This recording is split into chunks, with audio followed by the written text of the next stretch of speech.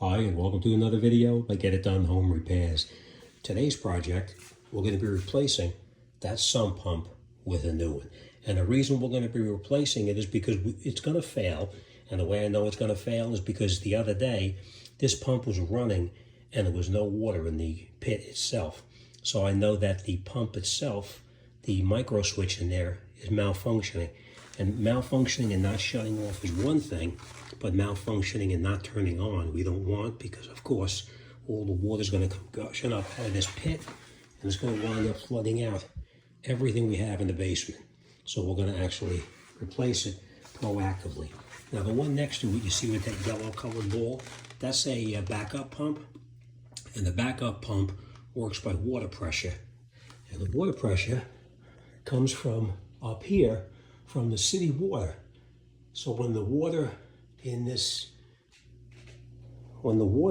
down here rises up and activates that float right there, that will turn on the water from the main pipe over here, and it'll come rushing through there, and it's just like a straw.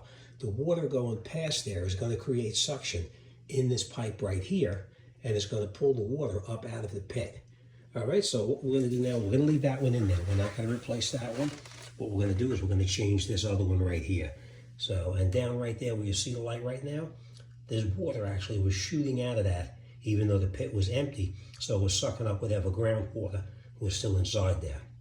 All right, so what we're going to do now, we're going to go to the hardware store. We're going to pick up a new pump, bring it back, and then we're going to come in here and replace this. We're going to cut this pipe right about there, remove this pump. We'll put the new one back together on the floor right here, and then we'll put it down into the pit and connect it up, and we'll be in good shape. Sounds easy. It's really not that difficult, but it will take a little bit of time.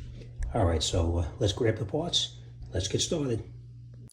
And here is the pump that I picked up. As I told you, this one is called a Zoller, and this is a Model 98, I believe. What I like about this unit here is it's all steel, or I should say cast iron. Everything is made of metal. Nothing is made of plastic itself. Everything out there you get nowadays from the big box stores, most of them are all made out of plastic, and I prefer going with something made of metal and not having to worry about the plastic possibly cracking. All right, enough talking. Let's get in there. Let's pull this pump out, and then we're going to put the new one back in. It's going to be tight for me to film this and do it at the same time, but I'll try to do it the best I can for you. All right, let's get in there, and let's wrap this job up. And this is a fairly easy removal. Basically what you're doing is we took the wire off the pipe that ran up the drain pipe that pumps the water outside. We disconnected the electrical wire. We unscrewed the 2 screws that hold the check valve to that pipe. And now we're going to reach down inside there and we're going to take the unit, pull it out, put it up on the ground in preparation of putting the new one in. So we'll just slide it up and out of the way right now. I will point this out to you too, there's a check valve down inside this. You have to make sure that either you replace the check valve or use the old existing valve. It's very, very important that that valve go back on there. All right, let's get in there, let's pull it out, and we'll continue with that. All right, this is the new pump ready to go in. We have the old one out. Before we put it back into the pit, we're going to screw that pipe. That screws in an 1.5 inch pipe. We're going to screw it into it so that we can put the pump down inside the pit and then continue from there.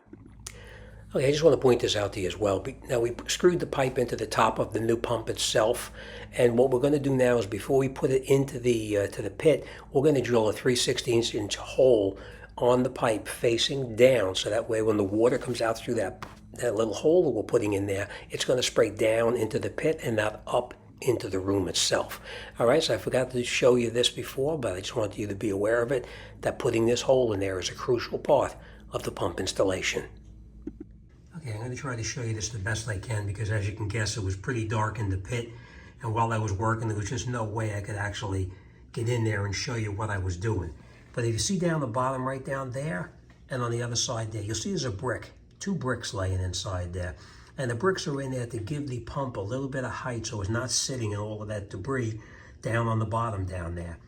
You can see here we have our new fitting that we screwed into the pump itself. It's 1.5 inches, and we screwed that in there. We glued it together, and we made the rise as high as we needed. Let me get in there, I'll show you what I mean. I know it's tough to see down there, but we measured the pipe down here how long we needed it. We cut the pipe and put it in over here, and then we put our fitting up into this area right here.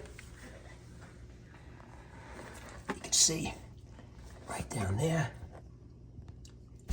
We put that fitting into this piece right here, and then we had screwed into the top of that is our check valve.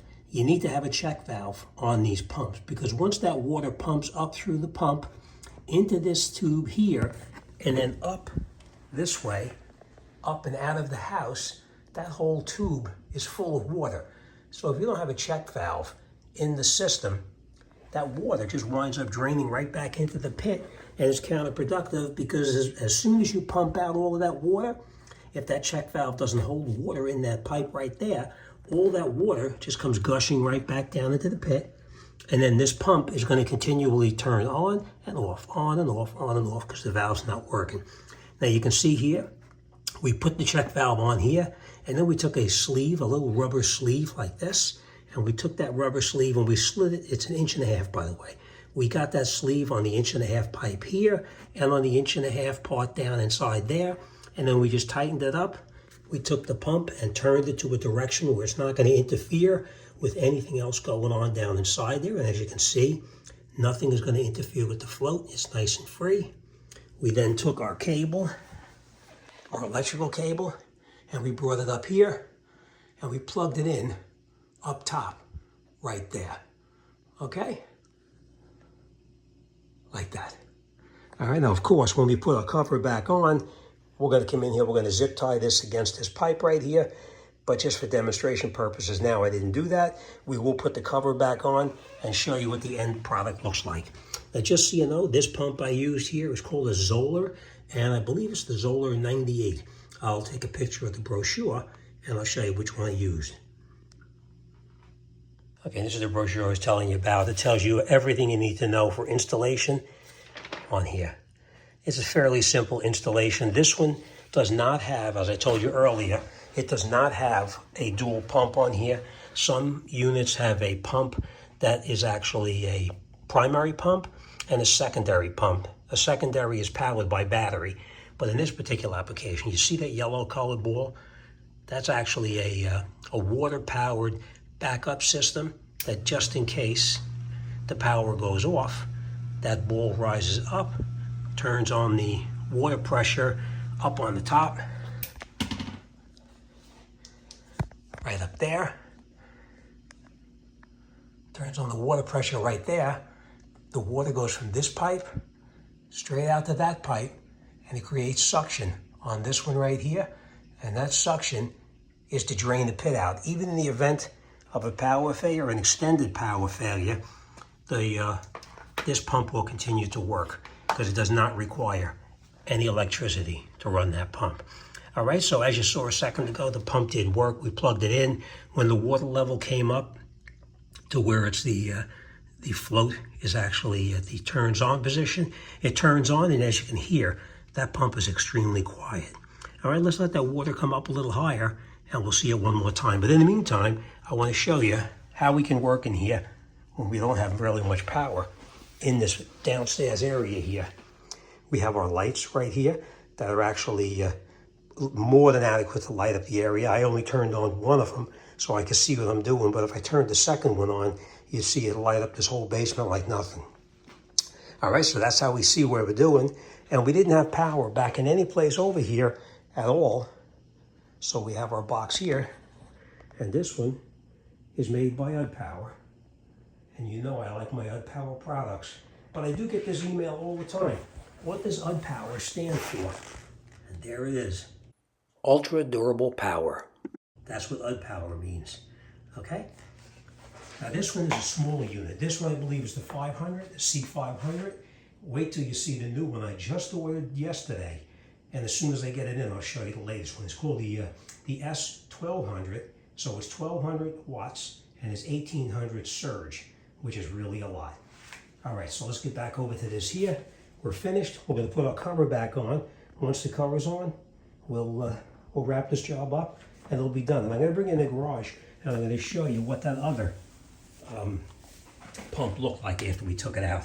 This should turn on any second now. wait another second or two. All right, you know what? We're not gonna wait any longer. We're just gonna turn it on ourselves.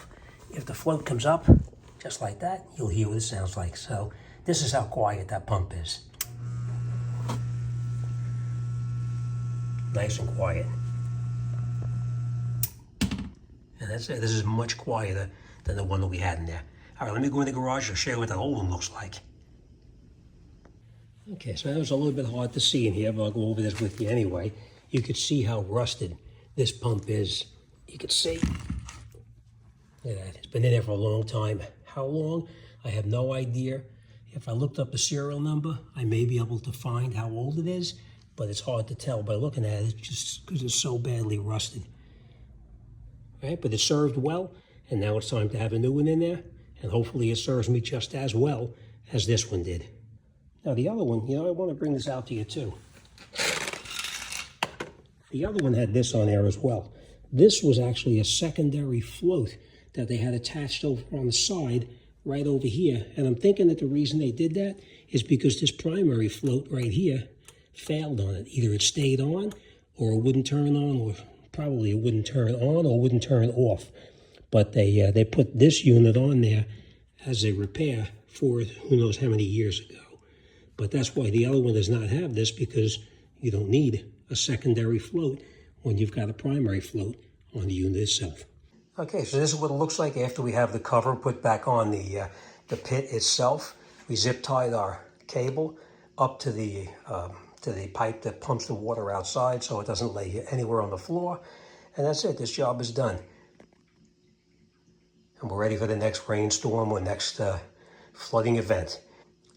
As always, thanks for watching, and I'll see you on the next one.